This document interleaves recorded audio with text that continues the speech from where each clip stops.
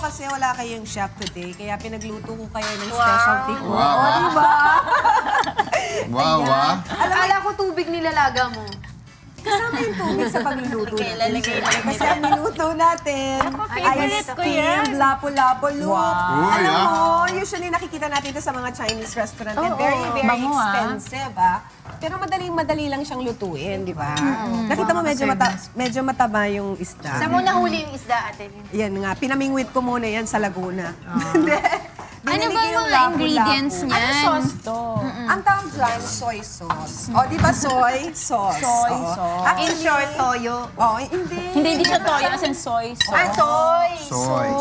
Oo. At ilan ang mga ingredients dyan? Sa loob niyan, meron niyang tanglad, meron din niyang ginger, tapos nilagyan ko rin ng onion. May palaman. Oo, at nilagyan natin Nilagyan mo talaga onions? Oo, may konting Ikaw ba talaga onions kung yan. nakapag-makeup ka pa Oo, lahat? alam mo. Galing. Actually,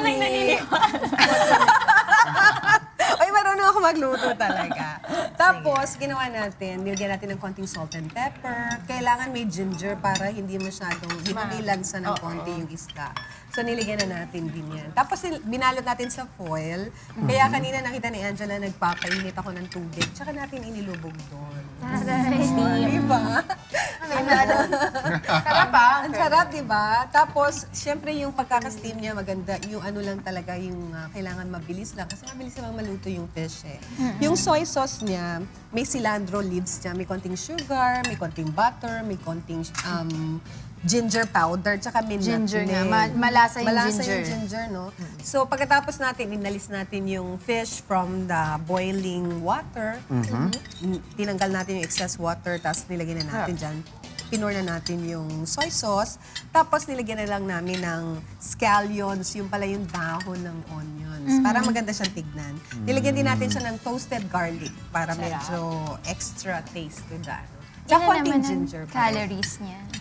Hindi masyadong I'm sure mataas. healthy yan. Hindi masyadong mataas kasi ano siya, hindi siya fried. Boiled. Siya fried. Steamed siya.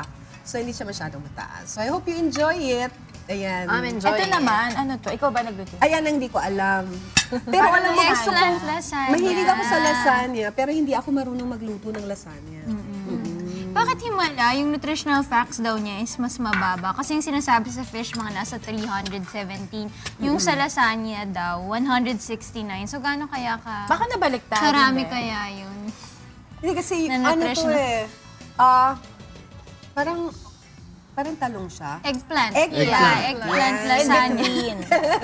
Pero meron pa rin between. pork. So, meron siyang Konti eggplant, lang yung pork beef, niya. tomato sauce, salt, pepper, parsley, tsaka cheese. Titikman na natin Meron ako yung gawa i-share niya. habang tinitikman niyo yung ano. Sobra kasi nakita Tignan na ko mo, dito Jen. eh. Sorry ha. Kinuha mo yata Ate Lynn, kaya umiyak yung bata. Bakit Oh. Panoorin mo nga. Sandali. I-mirror natin siya. Hila. Pa-mirror po. Umiiyak yung bata kasi namatay yung kanyang Goldfish pet. ba yan? Oo. Ay, nakita ko na yan. Sobrang ang cute ng bata. Kaso ang tagal, ayaw na.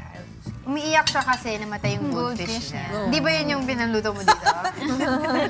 Hindi man siya gold. Hindi ba? Mukhang fish eh. Pero fish din. Ka-family niya. Oo. Tapos finlash niya sa toilet.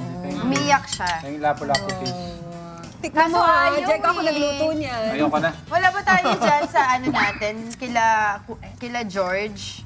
Wala, ayaw sa akin nag-ano siya. Nagbubukas. Ayaw. Ayaw dito eh, playback error. Anyway, mamaya, paayos na lang natin. Pero masarap yung fish. Iyat lang sa tinik. Pero yung soy sauce na tikman nyo, talagang, ano siya eh, malasa. Yun yung nagbibigay din ng lasa dun sa steam. Matinik lang siya. Oo, matinik lang siya. Ingat tayo. Mukhang masarap nga, kalahati na wala na yung isda. So, Ate Len, pag gusto ka nilang malamang sa pagluluto, saan ka nila Nahanapin si Ate Lee. Busy. Sa sandali, so naniniwala na kayo. Ha? Na pwede ako Busy yan. magluto. Hindi, wala lang kami masabi. Ganun. Pero wait, Sa parang clinic ano, ni Kuya o sa UNTV radio mobile booth? Sa barangay. Sa barangay. habang Anywhere gumugulong-gulong sa naman. EDSA. Hindi, habang gumugulong si EDSA, doon ako tumitingin ng mga recipes. Recipe. Habang di umiere. Oo, Pero doon ka tapos natututo. pag napapadaan kami sa mga palengke, nagsa-stop over ka muna, namimili-mili ka muna, ganyan. Tapos itatry mo sa bahay. Kasi maganda lagi nagtatry para hindi pa ulit-ulit yung ulam. Lalo na pag mga bata ko. Ay, kagabi. Mahilig sila sa iba't ibang mga ulam. Ayaw nila yung paulit-ulit na palaging sinigang, nilaga. Dati kasi yun lang ang alam kong luto. Parang napahiya naman ako kay Diego dahil marami siyang Bakit hindi pala si Share Diego ko lang. pinuluto? Naniniwala na kami. Salamat! Kagabi nga, medyo late ako nang